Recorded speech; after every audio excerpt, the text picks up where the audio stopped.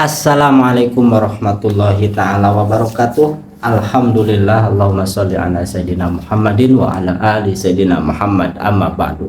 Seperti biasa, saya akan memberikan sedikit informasi yang bermanfaat buat yang mendukung channel saya.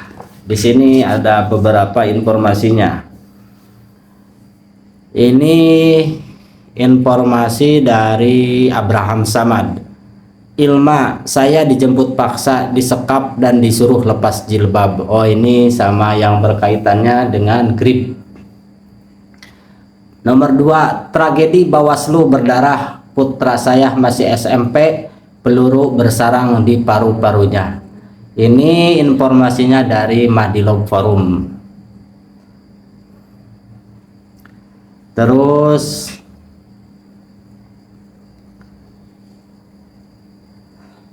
Jokowi silau harta dan kekuasaan. Ini juga ada beritanya, berseliweran di video FYP. Buku ijazah Jokowi tidak ada, masuk perpustakaan Unpad, karyanya Pak Bonatua Silalahi. Ini dari Sentana TV. Terus tokoh perlawanan PIK 2 berkumpul LBH Muhammadiyah. Nomor akhir, balas dendam Jokowi, luluh lantahkan Nahdlatul Ulama. La ilaha illallah Muhammadur Rasulullah. Saya doakan yang menonton channel saya semoga diberikan perlindungan oleh Allah Subhanahu wa taala, dan mari berbenah kepada seluruh masyarakat Indonesia. Ini sudah akhir zaman. Kalau kita tidak bersatu, kita sangat rugi. Karena ada peribahasa, bersatu kita teguh, bercerai kita runtuh. Untuk itu jangan sekali-kali lagi ada perpecahan. Ini sudah ada beritanya, terutama begal nasab itu. Tolong berhentikan. Bang Haji Roma cepat bertobat. Di sini sudah ada beritanya, Nahdlatul Ulama diluluh lantahkan Jokowi. Balas dendam Jokowi, luluh lantahkan Nahdlatul Ulama. Di sini saya akan memberikan informasi dari Ibu Kurnia. Siapa itu Ibu Kurnia? Yang berperkara bersama kasusnya ijazah sang mantan presiden ke Seven. Ini dia videonya, cekidot. Perdengarkan, sangat mantap pemaparannya. Kami tidak minta kami ini dibayar, ya, bayangkan. Kami tidak minta kami dibayar. Kami menunjukkan cinta kami kepada negeri ini. Petrus Alistinus selaku Ketua TAKA menyatakan apa? Tolong hentikan dan tidak menerima laporan dari saudara Joko Widodo di Polda Metro Jaya karena TPUA sedang melakukan ya pelaporan atau dumas di Bareskrim, dan itu ditabrak begitu saja.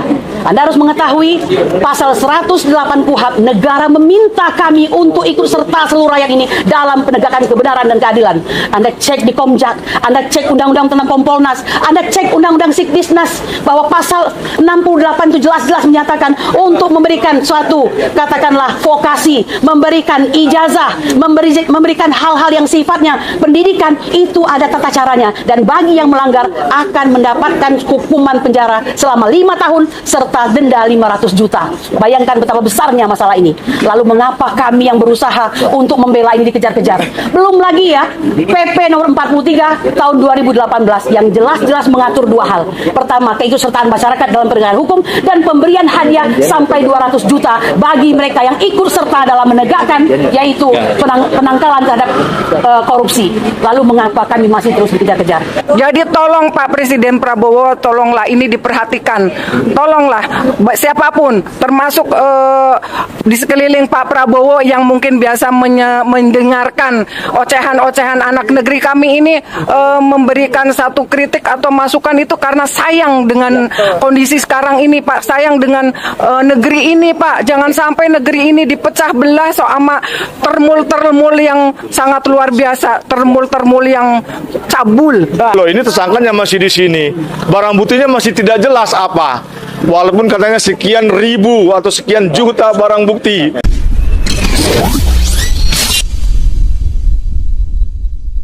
Selanjutnya Bu Kurnia dulu.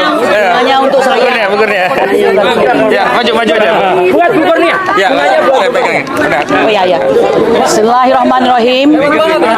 Bismillahirrahmanirrahim. Assalamualaikum warahmatullahi wabarakatuh. Waalaikumsalam warahmatullahi. Saya ingin menyampaikan dua hal ya. Pertama, bahwa pada hari ini seperti biasa, sebagaimana kewajiban kami yang sudah mentradisi selama kurang lebih 5 bulan terakhir, yaitu wajib lapor. Saya ingin menyatakan wajib lapor ini sudah terlalu lama mengganggu hak asasi kami sebagai manusia, ya. Dan kami juga menginginkan, tolong ya, Kepala Kepolisian Republik Indonesia jangan rusak hubungan baik kami dengan para penyidik yang sangat baik, ya. Saya ingin menyatakan ini ya, penyidik di sini sangat baik kepada kami. Bahkan mengatakan Bu Kurnia kalau seandainya masih sakit, tidak apa-apa, tidak wajib lapor, ya. Tapi wajib lapor ini sudah sedemikian rupa dibikin sistemik oleh sistem dan oleh Kepala Kepolisian Republik Indonesia.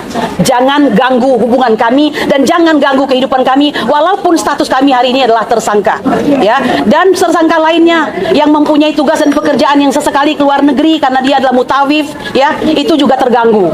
Ya, yang penting seluruh kehidupan kami terganggu. Yang kedua, menyikapi, saya sangat terpesona dengan bunga ini, gitu. Jadi saya perjuangan wanita. Tidak, kedua, saya ingin menyampaikan dua pasal yang disampaikan oleh Dirreskrimum Bapak Imam Imanuddin itu hanya mengenai ketidakharusan lagi pihak Polda untuk memenuhi kekurangan-kekurangan yang diminta oleh jaksa. Yang kedua, mereka berkoordinasi untuk mempertanggungjawabkan penyerahan bukti atau barbuk dan para tersangka.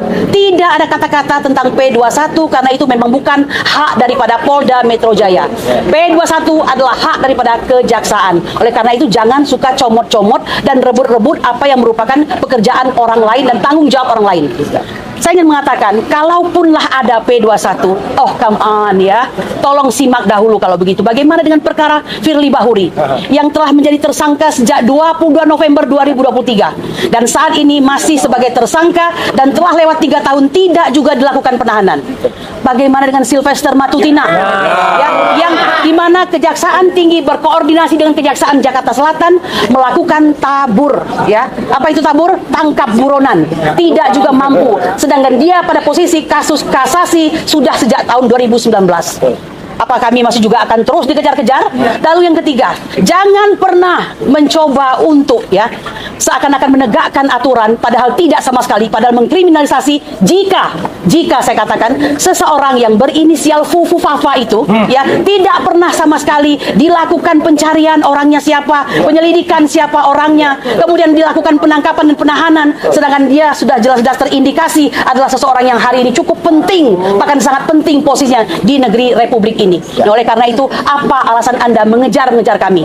Saya ingin mengatakan satu hal. Pernah mendengar bahwa pemenang Olimpiade itu dihargai sampai 6 miliar rupiah jika bisa mendapatkan medali emas. 1.650 miliar, 1 miliar 650 juta jika bisa mendapatkan perak, lalu mendapatkan 1 miliar jika mendapatkan perunggu. Ya, kami tidak minta kami ini dibayar.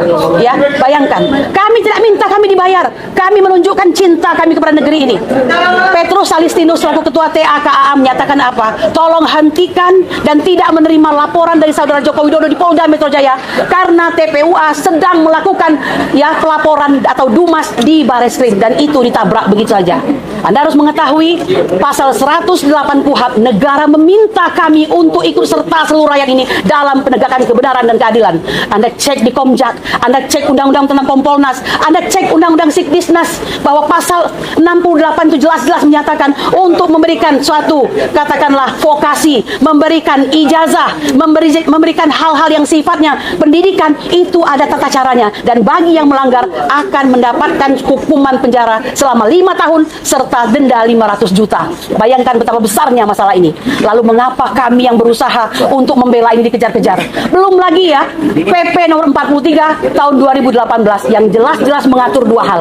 Pertama, keikutsertaan masyarakat dalam penegakan hukum dan pemberian hadiah sampai 200 juta bagi mereka yang ikut serta dalam menegakkan, yaitu penangkalan terhadap korupsi. Lalu mengapa kami masih terus dikejar-kejar?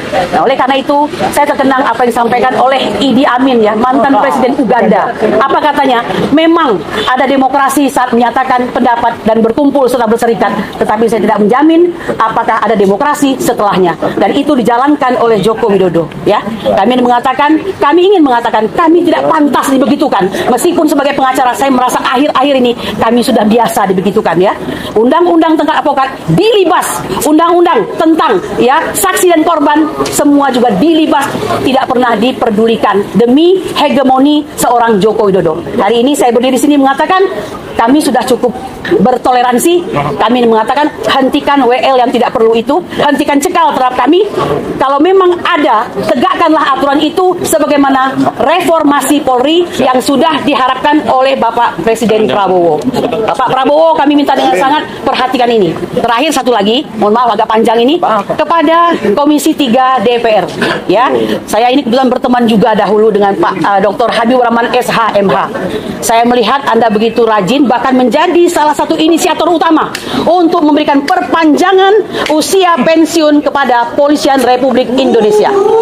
Ya, kalau Anda sedemikian rajinnya menjadi inisiator utama, mengapa permohonan kami untuk melaksanakan audiensi tidak pernah Anda pedulikan? Tidakkah Anda menganggap penting bahwa seorang pemimpin mempunyai ijazah itu adalah suatu hal yang sangat utama dan urgent? Kalau Anda tidak beres dalam pemilihan sebagai seorang pemimpin, bagaimana kami bisa berharap Anda beres dalam memimpin? Ini adalah teguran kami kepada DPR yang memang sudah sejak lama tidak lagi bersama kami. Ya, demikian saya kira kami ucapkan terima kasih. Saudara kami Rizal Fadilah tidak hadir pada hari ini. Nanti dilanjutkan dengan Rustam untuk memberikan pandangan mengenai laporan kami terbaru, Humas kami di Barreskrim. Silakan. Yuk, silakan Bu Susi. Salah satu lawyer pejuang kita. Ya, Assalamualaikum warahmatullahi wabarakatuh. Mungkin tadi kan rekan-rekan sudah menyampaikan cukup banyak. Saya hanya akan memberikan satu masukan kepada Presiden Prabowo, bahwa dengan adanya termul-termul yang memecah belah anak negeri ini, termul yang menyebarkan hoak, sebaiknya termul-termul itu dibubarkan, Pak. Setuju. Kami ini relawan dari zaman Bapak tahun berapa mau jadi presiden juga kami sudah membantu berdarah-darah, tetapi tidak seperti sekarang ini. Termulnya sangat luar biasa. Tahun pemilu yang lalu itu buzzer-buzzer, tapi untuk kali ini termulnya sangat luar biasa, gila-gilaan.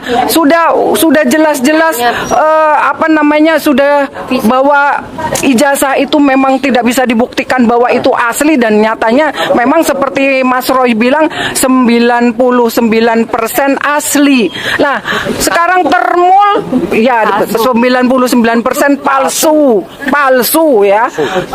Termul tetap saja mengeluarkan hoak-hoak yang sangat luar biasa, bahkan sudah menyerang ke pribadi-pribadi.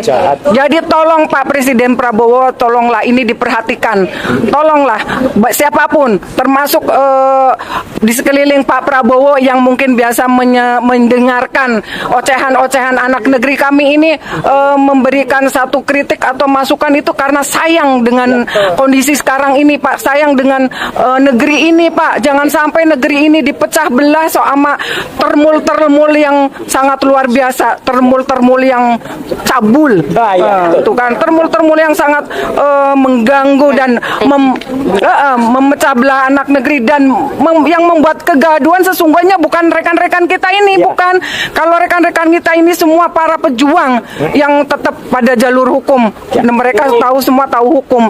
Jadi yang memecah belah, membuat gaduh itu termul, dan sudah saatnya, walaupun itu pengacara, Ada tuh pengacara yang berkoar-koar, yang melakukan orasi-orasi sudah melebihin dari yang dia sebagai pengacara, tetapi melebihi kapasitasnya, seolah-olah dia itu sebagai corongnya polisi atau sebagai kuasanya Jokowi. Dia selalu menyebarkan tentang P21 lah, tentang segala macam lah. Kok ada ya seorang wanita pengacara tetapi masih bersikap seperti itu? Saya rasa itu aja, Pak Presiden, tolong ya perhatikan. Terima kasih. Billahi taufik walhidayah. Wassalamualaikum warahmatullahi wabarakatuh. Waalaikumsalam. Oke. Dan di tim kita ada yang dari Lampung, Pak Gunawan, ini juga tim kita. Coba berikan statement. Memang tadi ada agenda pembersamaan, tapi karena agendanya itu kecil, tidak perlu kami ekspos lah ya. Tapi Pak Gunawan, tidak usah. Pak Gunawan sini, ini bagian dari tim dari Lampung, bahwa tim hukum kami ini lintas provinsi juga. Jadi berikan pembelaan terhadap Pak Roy, dan kita semuanya solid untuk membersamai kasus.